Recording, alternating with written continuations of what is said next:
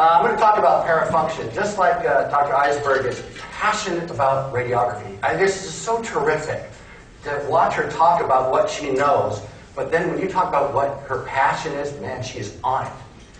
I just loved it when she showed that, how the cone says, no, no, that is not. Oh, that's what I need to hear. I don't want any, well, some feel that no. No! Okay, we got it. Love that. And then this, I wanted to do that. It was just so great.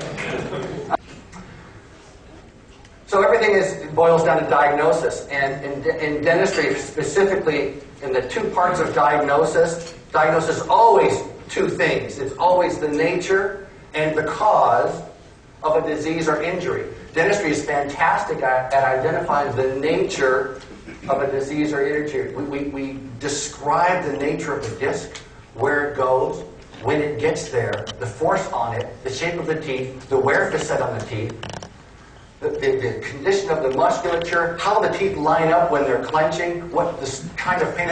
Oh, we're fantastic. But when it gets to the cause of how it got that way, or how it stays that way, we don't get there. If you're an emergency room physician and a guy walks in with a broken femur, what's your diagnosis? Broken femur. Okay, if you're going to base your treatment on that half of a diagnosis, and your treatment is a cast on his set femur, and then next week he breaks it again, you thought it was from a car accident. No, he's got bone marrow cancer. The guy's breaking all over the place. Your treatment needed to be more than the setting of that leg. Because how did that leg break? Or why does it keep on breaking? So diagnosis is always two things. The nature of the disease or injury, the stuff that you describe and the stuff people tell you, and then how did it get that way, or how is it staying that way? Because until you know both things, your treatment plan is missing half the thing. And in our world, we're still going to be managing, but we've got to know how it gets that way. So I look at this, what I call a diagnostic cycle. We have a purposeful function with masticatory structures. You've got to chew food. You've got to swallow. You've got to talk. We have purposeful function that obligates us to have necessary forms to do that purposeful function. You have certain food that you're going to chew. You have to incise. We have forms that provide that purposeful function. Those forms that we have allow us to do things that you don't have to do. You don't need to do some of the stuff that people do with their teeth and jaws. It's purposeless. But you do it, and you can, so you do.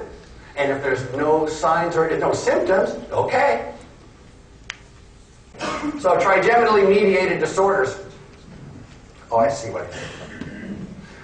Migraine is a massive, massive problem. Migraine prevention, by the way, is the #1 unsatisfied market in the pharmaceutical industry. They would love a pill for migraine prevention. They can't get it. We'll talk about that later. Their next is, well, how about prevention or cessation of migraine pain? How about Imitrex? How much does Imitrex sell in 2005? $1.1 billion in one drug. It's a $3.3 billion market. Migraine abortion. That's the abortive medications. $3.3 billion. Preventatives? No one. Quick, someone name the migraine prevention drug. Dopamax. Dopamax makes you forget what you did about an hour ago.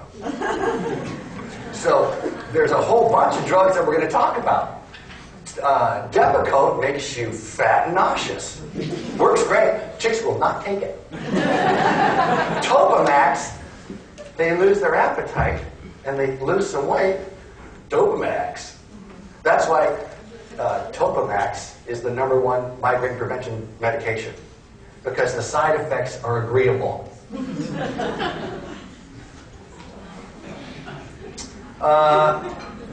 Here's something.